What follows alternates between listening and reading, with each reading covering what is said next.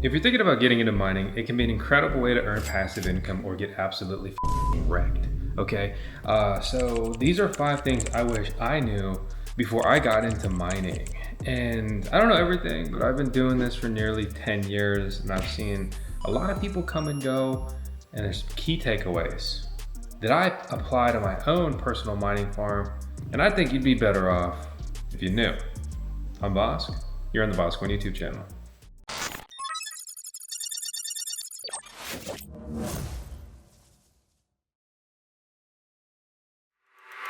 Number 1, whatever the mining profitability calculator tells you is relatively true today. By the time you get a miner, it could be drastically different. For example, over the last year, Kaspa miners and Alpha miners were incredibly lucrative at certain points, among others. I'm talking $100 a day, $900 a day, just absolutely crazy returns. And when you see those wild returns, and then you see a price point like 10, 20, 30K, maybe you're like, well, that's really expensive, but all I need is 90 days to break even. It could get twice as bad. Okay, 180, it's half a year, whatever. But the bottom line is mining manufacturers have gotten incredibly greedy. So if it's incredible returns on paper, they're gonna price gouge you, and they just keep taking advantage of small scale miners and also even industrial sized miners. They have millions and millions of dollars in budgeting, and they don't care. They're ready to risk it, right? And sometimes it works out, sometimes it doesn't. That doesn't mean don't do this or get discouraged, but to be frank, if you're just getting into mining, don't get into a coin that's recently gone to ASIC mining. And if you don't know what that is, right, it's when these custom computers come out, these purpose-built machines, they all pretty much end up normally looking like the same silver boxes from many of these Chinese manufacturers, and it's just treacherous waters, to be frank, right? So some long-standing mineable coins we wouldn't be subjected to on this front would be things like, of course, Bitcoin, Litecoin, Dogecoin, Ethereum Classic, and then some coins that were very hot in the previous cycle, like Nervos Network CKB, Cadena, and maybe almost Kaspa. But there's so many nuances, right? And we'll call this number 2, understanding coins and their emissions, halvings, and things like that, right? So if you buy a Bitcoin miner and it's making $20 a day, but the halving is in 2 months, if nothing changed in 2 months, you'll go from making $20 a day to $10 a day. And if you don't do your research or understand that, then like you may be all excited and think you're getting a great deal, and then you're not even breaking even at post halving. Right, so it's understanding issuance and halvings and other impacts and all of these components to tokenomics, right? The economics of the token or the coin. For example, Kaspa, a cryptocurrency that's putting out over $1 million of newly mined coins per day, reduces the amount of coins that are produced per day every month forever. It effectively halves annually. A lot of people don't know or understand that. So whatever your mining profitability calculator tells you, whatever your little numbers on paper say, if you break it out, well, I'll make this much over the next year. Are you accounting for the reduction in rewards? Because if you're not, then you could be off. You could be wildly off. But then there's coins like Dogecoin that literally have a limitless coin. The supply for Dogecoin is infinity. It'll keep it inflating forever. That's one of the funny pieces of the design, right? Bitcoin has 21 million coins. That makes it a hard currency, right? It's verifiable, on chain. This is it. That makes it incredible. That makes it scarce, right? Dogecoin is literally the opposite. There's gonna be more little dogies running around forever. But that doesn't necessarily mean it's a bad thing. It's just a different thing. Number 3, the current status of mining, right? The current status of mining is basically this, right? There used to be a lot of CPU mining, GPU mining, even hard drive mining, and then there's DPIN, which is basically using these random devices and giving you coins for running them. But the fact of the matter is the vast majority of mining is completed with ASIC miners now.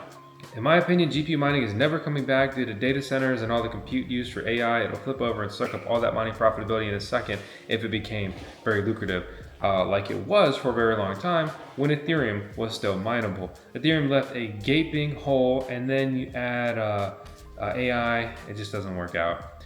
It's kind of the same thing with CPUs, data centers, huge CPU footprint, and a lot of coins, just to be frank, have also not really pursued CPU mining.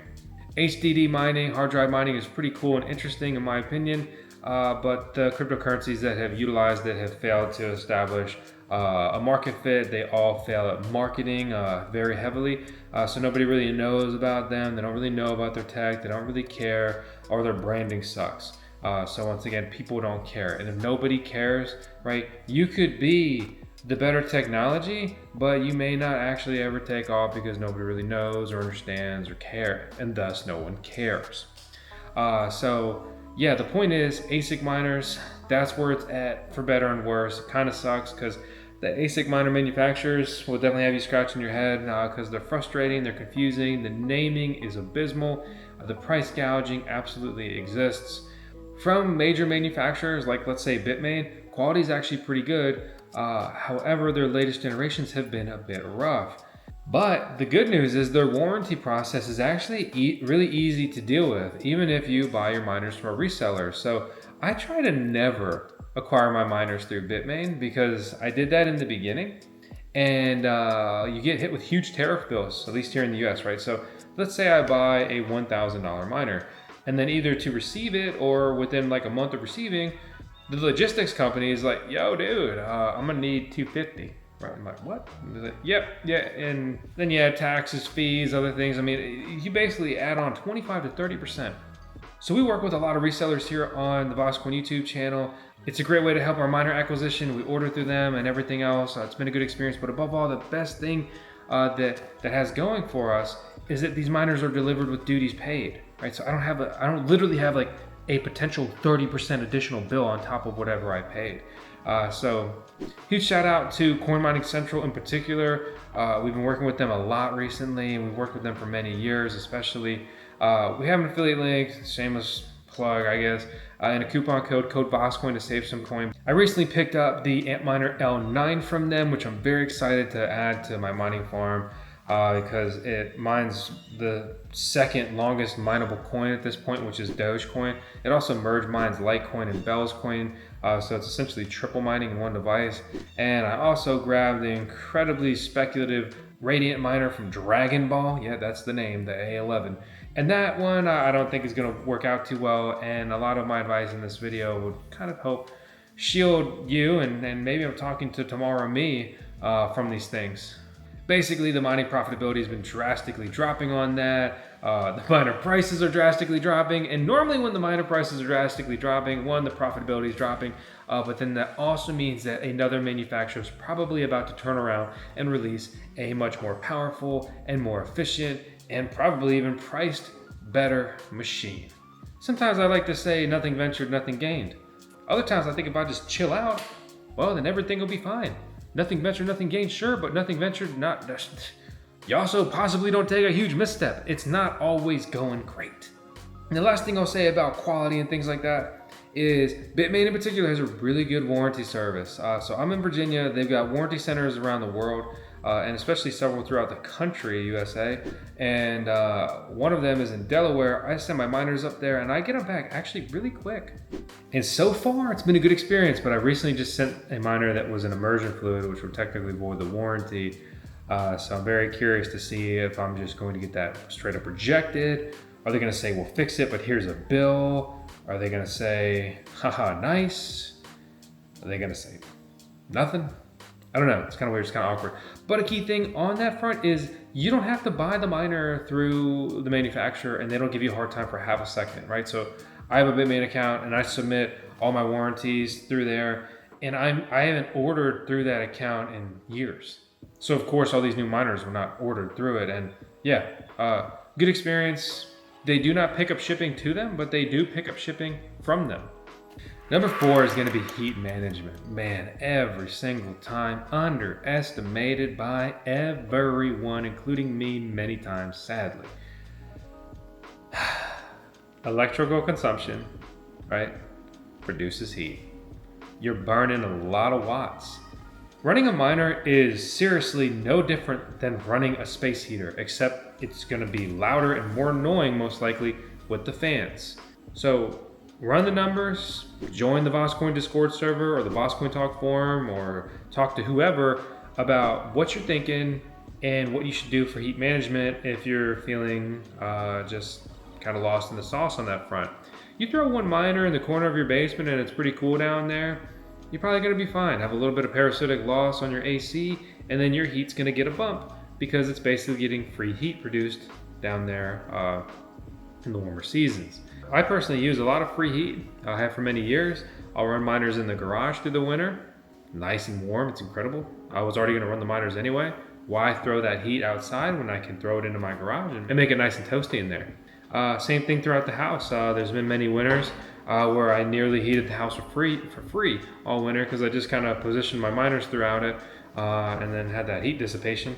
And it's free heat if you were already gonna run it. But in the warm season of the year, you get the exact opposite effect, and that's when you need a different solution. But yeah, the bottom line, the takeaway is this is gonna make heat. So if you put it in your garage with no airflow, it's not gonna work. Best thing you can do, intake, exhaust, right? Ambient air cooling, pull in air with a fan, or just have static intake vents, and then exhaust air with an exhaust fan. It's the best simple way to go. Throw a couple filters on there so you don't make it nasty, just pulling in pollen and everything else, and then you'll be all right. And there's, of course, immersion mining and immersion cooling, which is really freaking cool. And that could be a very interesting alternative where you throw an immersion miner in your basement, in your garage, and the little bit of heat that that system radiates, say a fog hashing C6 or something, would probably be fine without additional cooling, or you could even maybe just run a fan blowing the air that's in there at it. But I'll leave that at that. Go check that out if that intrigues you. If you don't have patience, honestly, just don't even mine. That's number 5. Mining is a long-term game. Mining is a long-term play. Mining is a long-term investment from my point of view with what I'm doing, right? If I build out mining infrastructure, right, let's just say I build a mining shed, or I fit my garage for mining, or I deploy an immersion mining container or system, whatever. I have an investment in that infrastructure. I'm running wire to add additional circuits so I can, say just deploy 6 miners or whatever. So I have that upfront cost, but that cost is good for those miners today, tomorrow, next year, in 5 years, in 10 years. So it really hurts to do in the beginning, but it's good for essentially ever. Those miners eventually will become obsolete without something to support them, like say excess energy from solar generation. Eventually, I hope that I buy these miners, they make a bunch of money, they more than pay for themselves, it was a good investment, it was a good endeavor, and then I say, okay, well now I'm interested in this, or I think this is a good deal, or this is a good play, and then I cycle that equipment out and deploy new hardware, and I already have this existing infrastructure, and it's that much cheaper to go about it the second time versus the first time. Right, so that's obviously kind of one aspect of it. The other thing is mining is basically DCAing into crypto. It's dollar cost averaging into crypto.